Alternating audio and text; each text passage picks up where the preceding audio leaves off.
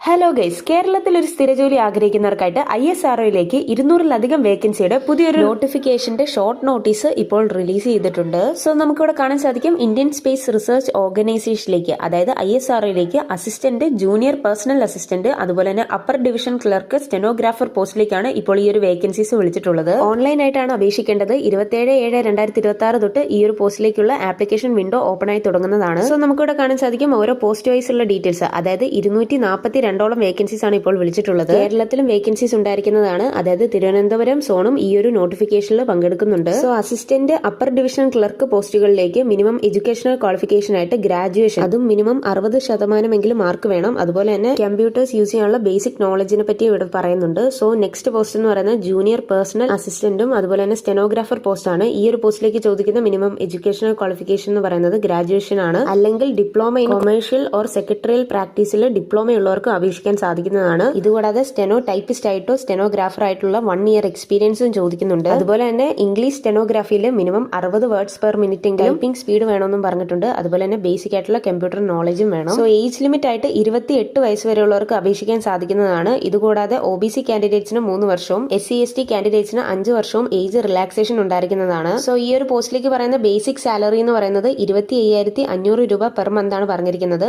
ഈ ഒരു പോസ്റ്റിലേക്ക് അപേക്ഷിക്കാനുള്ള ലാസ്റ്റ് ഡേറ്റ് 16/8/2026 വരെയാണ്. സോ വീഡിയോ ഇഷ്ടപ്പെട്ടെങ്കിൽ ലൈക്ക് ചെയ്യാനും സബ്സ്ക്രൈബ് ചെയ്യാനും അതുപോലെ തന്നെ നിങ്ങളുടെ സുഹൃത്തുക്കളിലേക്ക് ഈ ഒരു വീഡിയോ ഷെയർ ചെയ്യാനും മറക്കല്ല്. So thanks for watching this video.